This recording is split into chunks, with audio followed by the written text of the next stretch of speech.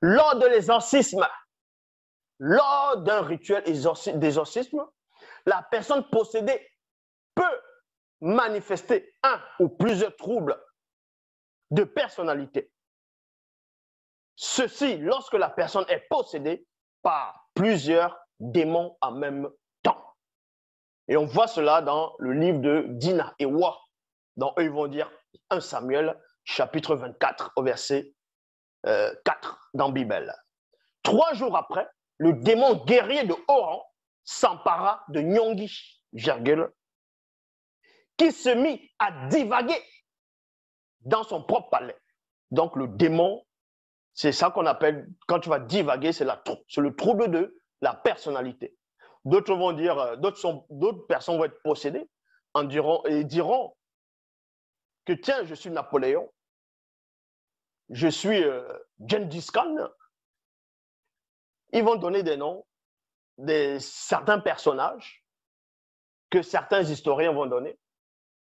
D'autres diront même qu'ils sont la réincarnation de l'archange Michel, Gabriel, Jésus, peu importe, parce que ça s'appelle le trouble de la personnalité. C'est-à-dire qu'il y a plusieurs démons qui habitent en vous, ou bien un démon, qui apporte plusieurs raisonnements, plusieurs pensées en même temps. Donc, plusieurs personnalités qui vont s'exercer à l'intérieur de vous. C'est comme si tu as une tête et il y a plusieurs personnes là-dedans.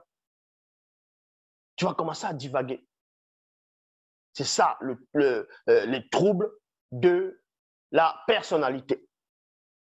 Donc, tu penses avoir plusieurs personnalités.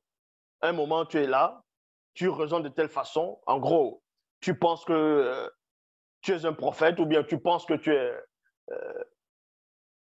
un ange, tu penses que tu es un messager qui était envoyé, tu penses que tu étais assis à la cuisse de Dieu, ainsi de suite. C'est les troubles de la personnalité. Parce que le démon t'a possédé intellectuellement, mentalement, moralement et psychologiquement.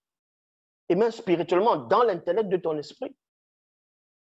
C'est pour ça qu'on vous dit ici, 3 jours après, le démon guerrier de haut rang s'empara de Nyongi, qui se mit à divaguer dans son propre palais. Il a commencé à divaguer. Et quand tu es en face de lui, tu l'entends parler, tu vas dire, mais il devient fou, qu'est-ce qu'il a te raconter? Parce que pour lui, c'est logique ce qu'il est en train de dire. Pour lui, il est censé, il comprend. Bon, pour lui, ce qu'il est en train de dire, c'est quelque chose de clair. Mais toi qui es en face, tu dis, mais il devient fou, qu'est-ce qu'il est en train de dire? C'est-à-dire que le démon l'a déjà saisi. Dans John qui savait, dans Koudoumane plutôt chapitre 40, au verset 8, il est dit ici, John qui savait demanda au démon en chef, quel est ton nom? Dimouti, donc légion, entre parenthèses, djinn, répondit-il, car plusieurs démons étaient entrés en lui. Donc il y avait un homme qui était possédé de plusieurs démons de la race des Dimouti, donc les djinns.